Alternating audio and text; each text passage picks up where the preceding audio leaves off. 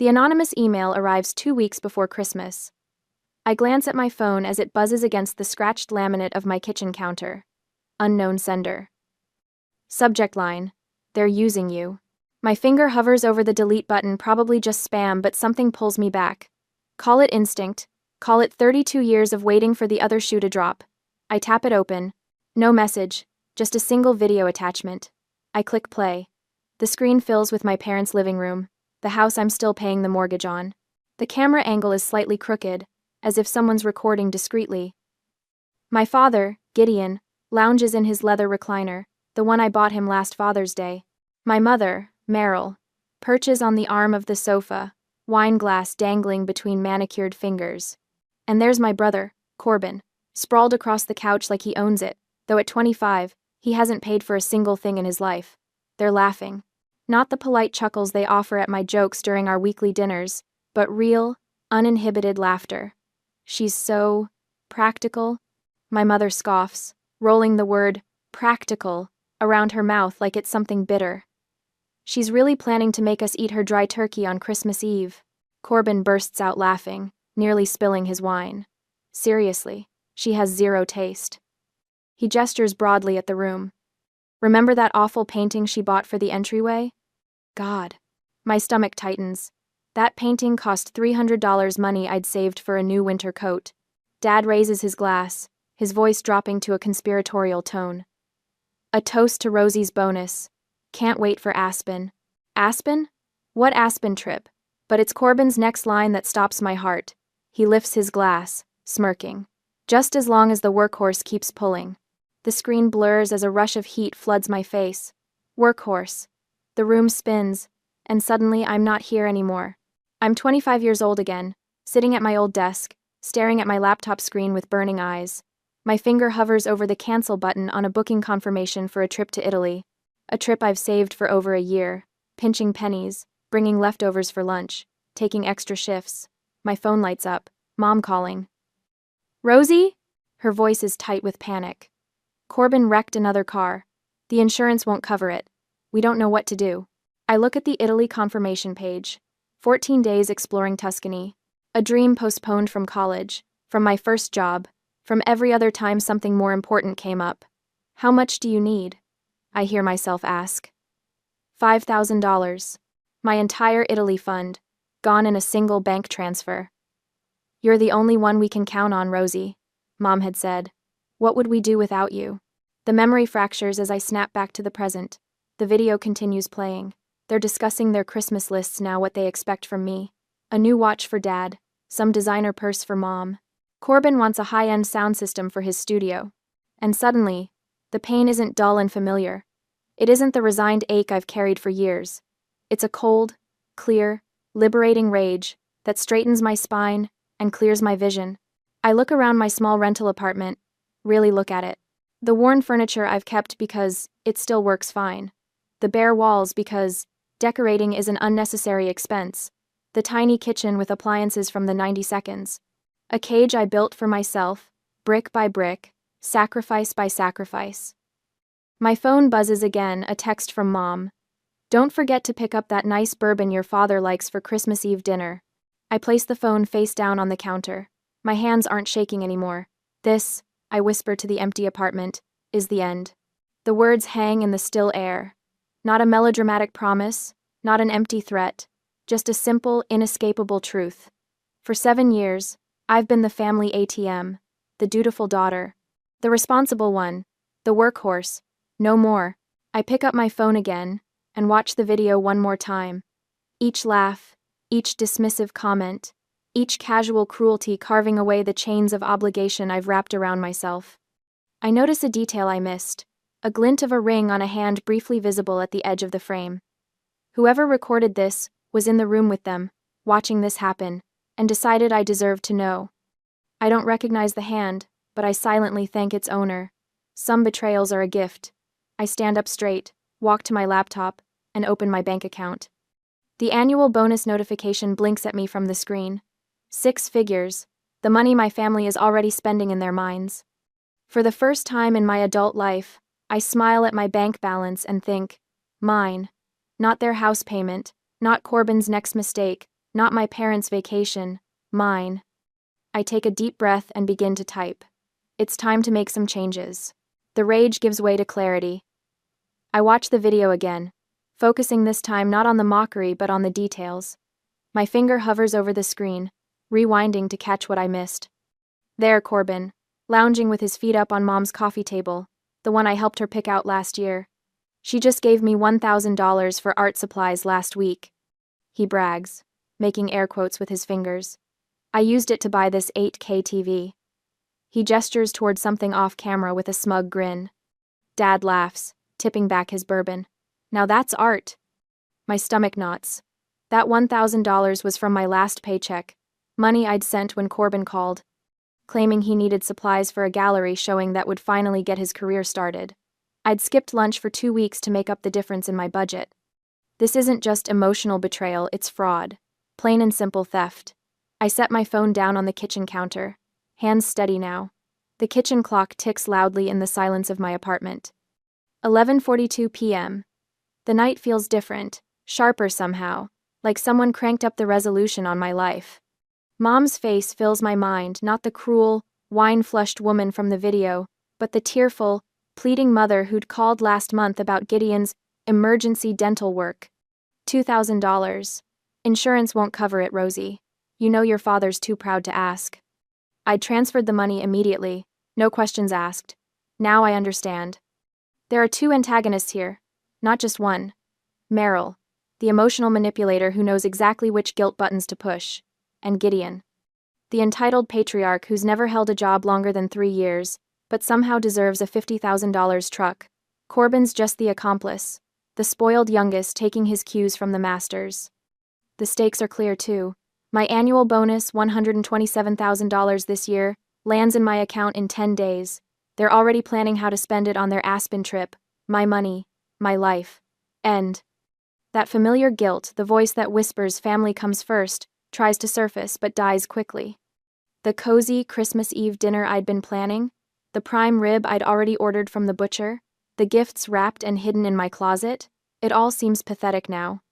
The elaborate ritual of a woman desperate for scraps of approval. My laptop glows from the coffee table. I walk over, pull up my calendar, and dial my boss's cell.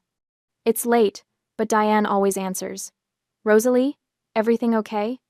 Her voice is alert despite the hour. I need to take my PTO, I say, surprised by the steadiness in my voice. All 3 weeks, starting tomorrow. A pause. The Kessler account. I closed it this afternoon. The paperwork's done. A $1.2 million deal, my biggest of the quarter. Are you sick? Family emergency? The concern in her voice almost makes me laugh. I just need some time, I tell her. I'll be back for the quarterly meeting. Okay then, she says slowly. You've earned it. I'll process it first thing tomorrow. Thank you. I hang up, already opening a new browser tab. 20 minutes later, I have a first-class ticket to Jackson Hole, Wyoming, leaving at 10 a.m. The Amangani Resort confirms my reservation moments after that, a suite with a view of the Tetons and a heated infinity pool.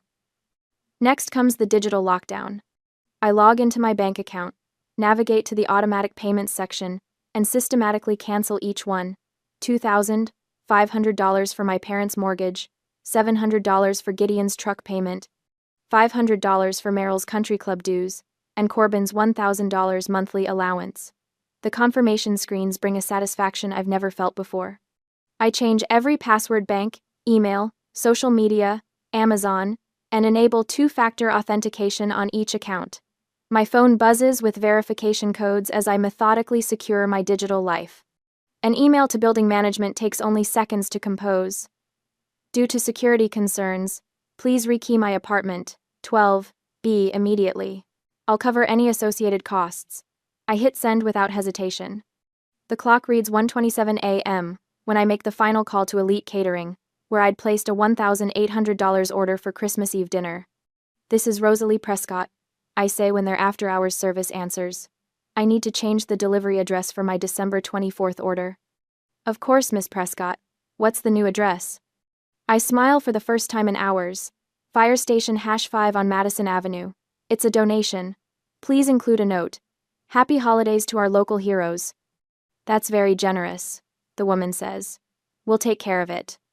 Thank you, I say, and end the call. I walk to my bedroom window and look out at the city lights.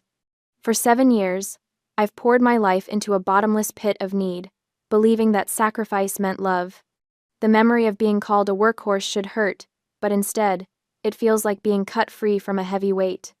My phone buzzes with a text from Mom. Don't forget we need that check for the roof repair by Friday. Love you. I don't reply. Instead, I silence my phone, place it on the nightstand, and begin to pack for Wyoming. In the morning, I'll be gone. The first flight of my life that isn't for work or family obligation, just for me. My family will discover what happens when the workhorse breaks free. And I'll be watching from 1,500 miles away, sipping champagne in first class. Around 7 a.m., I fold my last cashmere sweater, the one I bought on clearance 3 years ago, and tuck it into my suitcase. The zipper glides smoothly around the perimeter, sealing in my small act of rebellion. 3 weeks at the Amangani in Jackson Hole won't be cheap. But for once, I'm not calculating the cost against anyone else's needs, just mine. My phone vibrates against the nightstand, dancing across the surface like an angry wasp. Gideon's name flashes on the screen. I stare at it for 3 full rings before picking up.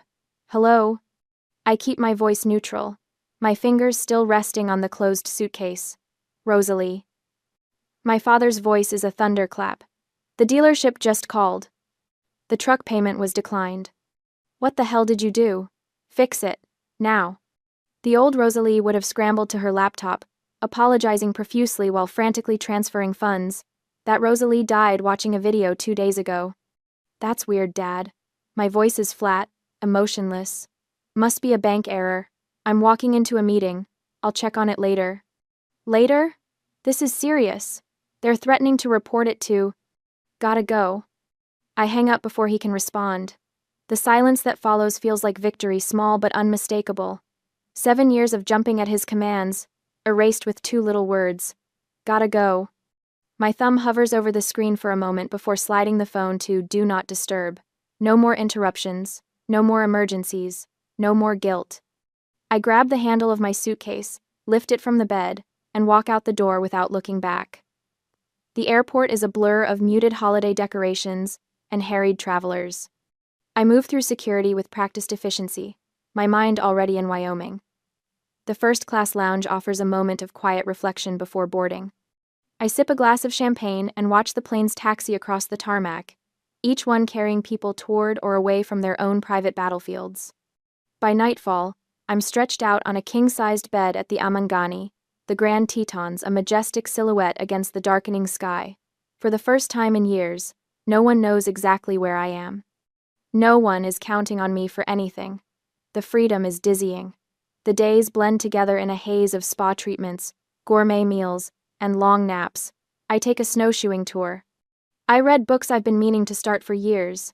I sit in front of the fireplace in my suite and watch the snow fall on the mountains. And I wait. Christmas Eve arrives with a fresh coating of snow across the landscape. The resort is decked out in tasteful holiday splendor, elegant pine garlands, subtle twinkling lights, the scent of cinnamon and spruce hanging in the air. I spend the afternoon in the heated infinity pool, steam rising around me as snowflakes dissolve on contact with the water's surface. The contrast between hot and cold, between the sheltered pool and the wild landscape beyond, feels like a metaphor for my life, the before and after of the video. At precisely 6 p.m., when I should be serving the Christmas Eve dinner I'd planned, my phone explodes with notifications. I've turned it back on for the first time in days, but only to witness, not to engage. The texts roll in rapid fire. From Meryl, "Where are you?" From Corbin, "Mom's freaking out." From Gideon, "The door is locked." From Meryl, "We're standing outside your apartment." From Gideon, "This isn't funny." I take a sip of my mulled wine and open the Ring camera app. There they are, huddled on my apartment landing like confused tourists who've shown up at a closed attraction. Meryl in her cashmere coat, the one I bought her last Christmas. Gideon stomping his feet against the cold, his face a storm cloud. Corbin leaning against the railing, checking his phone, probably texting me for the 10th time. I watch as confusion morphs into frustration, then anger. Meryl rings the doorbell repeatedly, as if persistence might magically produce me. Gideon pounds on the door. his shoulders hunched with righteous indignation. Corbin paces, tossing occasional glances at the package by the door. My catering order notification, redirected to fire station #5. Where the hell is she? Gideon barks, his breath clouding in the December air. I've called her 12 times. Meryl's voice rises to a pitch I recognize, the one she uses when she's about to deploy the emotional nuclear option. What if something happened to her? Nothing happened to her, Corbin mutters, kicking at the welcome mat. She's ignoring us. She wouldn't dare, Gideon says, but uncertainty creeps into his voice. I tap the screen to zoom in. This is better than any Christmas movie I could be watching, the real-time collapse of their entitlement. I record snippets as they argue amongst themselves, as Meryl calls the hospitals with fake tears in her voice, as Gideon threatens to call the landlord, as Corbin slumps to the floor, complaining about missing dinner with his friends. For a full hour, I watch them unravel, documenting each phase of their meltdown. The landlord doesn't answer. The hospitals have no record of me. The neighbors don't know where I am. Their carefully constructed world of convenience with me at its center, holding everything up, is crumbling before my eyes. Finally, when their rage has peaked and begun to flag into bewilderment, I open our family group chat. I hesitate only a moment before uploading the original video, the one that started it all. The one of them laughing about me, mocking my turkey, planning their Aspen trip on my bonus, the one where Corbin calls me the workhorse. I follow it with a text. Heard you wanted to go to Aspen. Hope this video is entertaining. P.S. All auto payments were stopped 2 weeks ago. Good luck. I watch their faces on the Ring camera as their phones chime simultaneously. Meryl opens hers first, her expression changing as she registers what she's seeing. Gideon leans over her shoulder, his face draining of color. Corbin steps back, a guilty flush climbing his neck. Who sent her this? Gideon hisses, looking around as if the culprit might be hiding in the hallway. She can't just... Meryl begins, but her voice fails her. Corbin stares at his phone, then at the locked door, comprehension dawning slow and terrible across his face. She's gone. She's gone. The 3 words hang in the December air like an epitaph. She's gone. Not just physically absent, but gone from their grasp, from their control. The workhorse has broken free. I take one last look at their stunned faces, memorizing this moment of perfect clarity. Then I power my phone off completely, set it on the nightstand, and pick up the room service menu. For the first time in my adult life, I'm spending Christmas exactly where and how I want to, and it tastes like freedom. 2 days after Christmas, I returned back to my apartment. 10 days after Christmas, the key feels heavier in my palm than it should. Just a small piece of metal, but it represents everything. Safety, boundaries, a life reclaimed. Here you are, Miss Prescott. All done, the leasing agent says, sliding the paperwork across her desk. Your apartment has been completely rekeyed as requested. I pocket the new key and sign where indicated. My phone buzzes in my purse, the 44th missed call, since I returned from Wyoming this morning. I haven't listened to a single voicemail or read any of the texts that accumulated during my 3-week absence. Instead, I've been systematically deleting them, one by one, like pulling weeds from a garden I'm finally tending. Is everything all right? The agent asks, noticing my momentary distraction. Everything is perfect, I answer, and for the first time in years, I mean it. Outside, the final December sun glints off windshields in the parking lot, cold but clarifying. The vacation gave me distance, perspective. Watching their Christmas Eve meltdown from the heated infinity pool at the Amangani felt like watching strangers through glass, fascinating but removed. Their panic when they realized the money faucet had been turned off wasn't my problem anymore. I climbed into my car and headed to work, where my boss welcomed me back with a simple nod. No questions about my sudden vacation, just respect for my boundaries.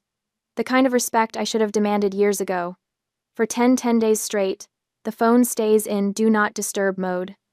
I focus on work, exceeding my targets before the month is over. I sleep better. I browse furniture websites, considering what might look good in a real home someday, not the cramped apartment I've accepted as my lot in life. Then, exactly a weeks after my return, they make their first calculated move. I'm walking to my car in the underground garage when a voice calls out, "Rosalie?" I turn to see Aunt Jessica, my mother's sister, stepping from behind a concrete pillar. Her Burberry coat and perfectly coiffed silver hair seem out of place in the dim fluorescent lighting. Her presence is no accident. This is a carefully orchestrated ambush. Aunt Jessica. I keep my voice neutral. This is unexpected. She approaches, hands clasped at her chest, concern etched into her surgically tightened face. Oh, Rosalie, your mother is absolutely devastated. She hasn't slept in weeks. I say nothing, just stand there, keys in hand. The family is falling apart, Jessica continues, her voice dropping to a practiced whisper. Your father's truck was repossessed. They might lose the house. And Corbin, she pauses dramatically. He's talking about moving back in with them because he can't afford his rent. The old me would have crumbled under the weight of this guilt trip. The old me would have apologized, promised to fix everything, drained my accounts to soothe their manufactured crisis. Instead, I look my aunt directly in the eye and see what I've missed all these years. The calculation behind the concern. The manipulation beneath the worry. This isn't love. It's a sophisticated hostage negotiation, and I've been the only one paying ransoms. Rosalie. Jessica steps closer, touching my arm. You need to be the bigger person here. Family is everything. You need to fix this. I gently remove her hand from my arm. Thank you for your concern, Aunt Jessica. I understand this must be difficult for everyone. This is a private matter, and it is handled. Her eyes widen. She expected tears, apologies, promises to call Mom right away.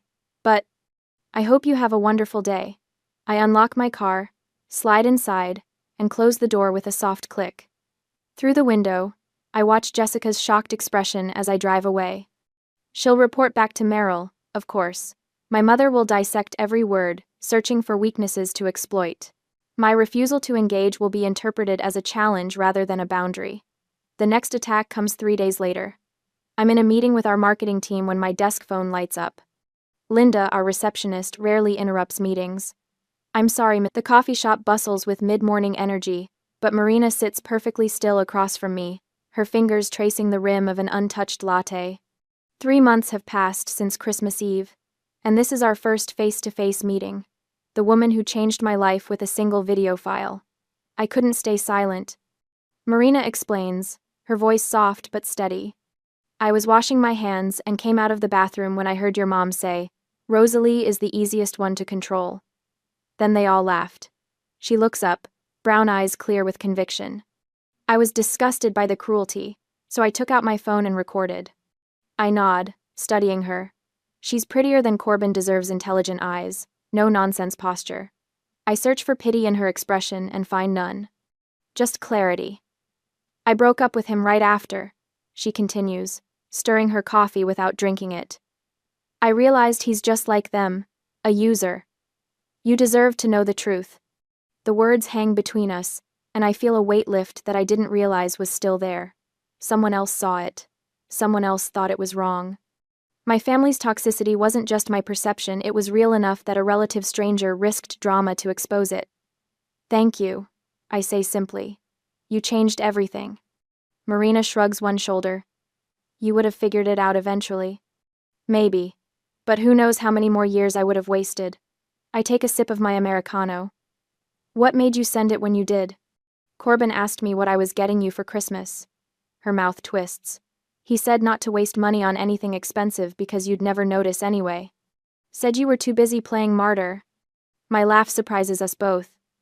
What did you tell him? I ask. I told him I'd already got you something priceless. Marina smiles for the first time. Turns out I was right. On the drive home, I take a detour. The morning sun glints off the ornate sign reading, Oakwood Estates, a gated community on the north side of town. I slow down as I pass the sales office, my heart quickening as I scan the security features, the tall, wrought iron fence, the state-of-the-art call box, the roving security patrol. The trap I've been setting isn't the kind my family would expect.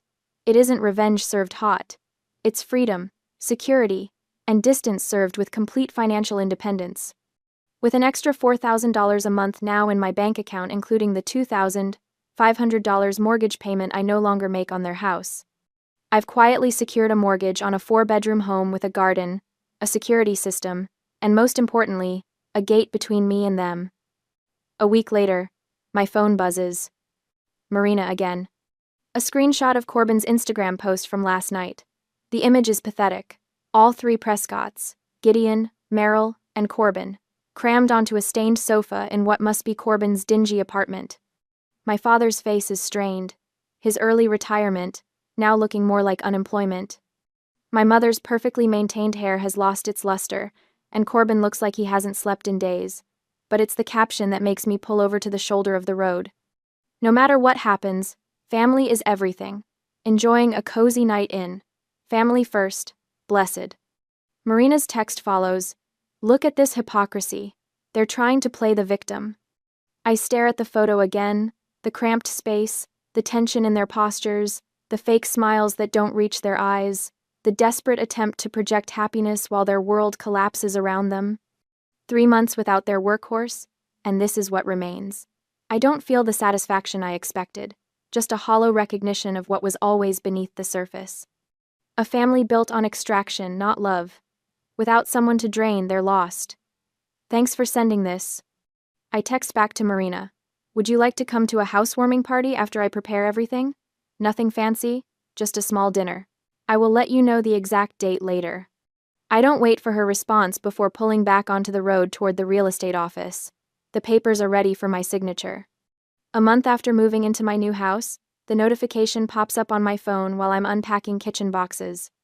The high-tech gate camera shows a familiar figure standing at the call box, her finger pressing the button repeatedly. My mother's face is streaked with tears, her hair wild in the spring wind. Rosalie, please. Her voice cracks through the speaker system. Your father. He's sick. We need you. A year ago, those words would have sent me racing for my car keys and checkbook. 6 months ago, I would have felt a twinge of doubt. Today, sitting in my sunlit kitchen surrounded by boxes of new dishes I chose for myself, I feel nothing.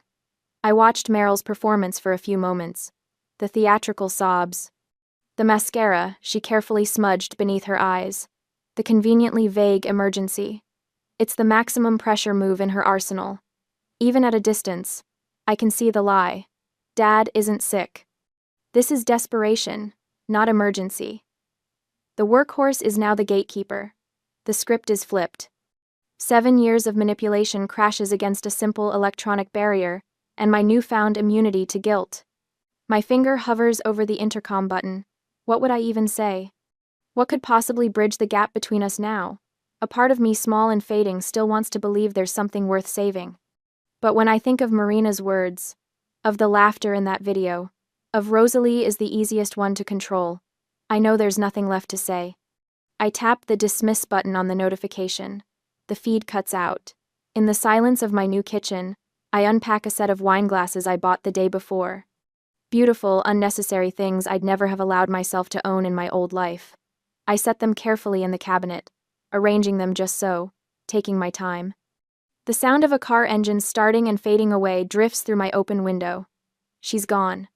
I open a bottle of Chianti I've been saving and pour myself a glass. The ruby liquid catches the afternoon sun as I raise it in a silent toast to the woman I've become, to boundaries that hold, to freedom hard won, to a life that is finally, completely mine. When my phone buzzes again, it's not the gate camera, it's Marina. I am glad you kept the boundaries. They don't deserve you at all. I smile and type, thank you for everything. See you soon. The feeling of freedom has never been better. I arrange the mosaic vase on my new entryway table, stepping back to admire the burst of color against the cream walls. 3 months in this house, and I'm still discovering new corners to fill, new ways to make it mine. The vase is ridiculously expensive, impractical, and exactly what I wanted. No one had to approve the purchase. No one questioned whether a decorative object was worth it. The freedom still feels like a foreign language I'm learning to speak fluently. A painting hangs above the table, abstract splashes of crimson and gold that reminded me of Italian sunsets. Another indulgence. Another declaration. My phone pings with a reminder. Book Italy. I smile, walking through the living room where no furniture bears water rings or mysterious stains. Everything here was chosen by me. For me. A visible record of my new priorities. In my home office, not a converted closet like in the old apartment, but a real room with tall windows and bookshelves. I settle into my leather chair. My laptop waits on the desk, open to a travel site. First-class tickets to Rome, a month-long itinerary through Tuscany, the Amalfi Coast, Venice. The trip I canceled 7 years ago to bail out Corbin. The cursor hovers over the purchase button. The total makes me blink, nearly triple what I'd budgeted back then. But now, there's no flicker of hesitation, no mental calculation of what else that money could fix, or who else it could help. I click, purchase. The confirmation appears, and I feel nothing but satisfaction. No guilt, no worries, no imaginary balance sheet where my needs always registered in red. The doorbell chimes, pulling me from my thoughts.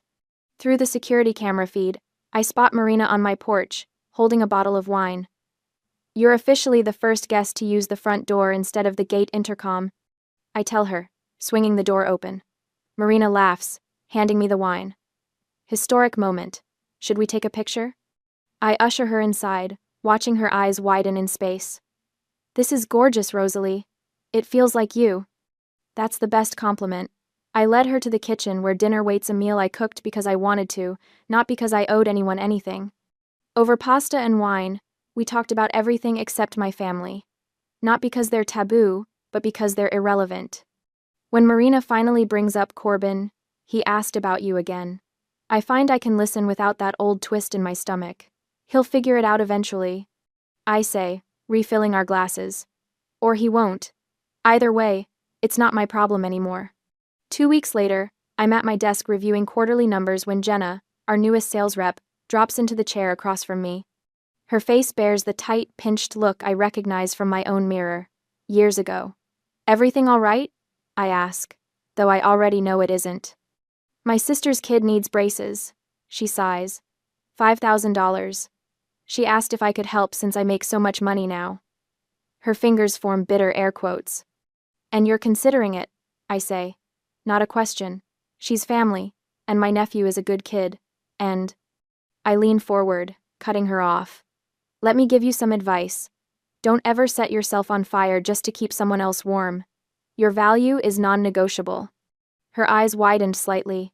"Trust me," I add. "I've been the human torch. The scars take years to heal." The morning of my flight to Italy, I stood in my bedroom, zipping my suitcase closed. Everything I need, nothing I don't. The simplicity feels luxurious. I carry the suitcase downstairs, through the house that belongs only to me. At the front door, I pause to set the security system, then step outside into the bright morning sun. The warmth touches my face, and I smile, not the tight, people-pleasing smile I perfected over years of giving away pieces of myself, but something real and unhurried. The workhorse has been released from her harness. The journey is finally mine.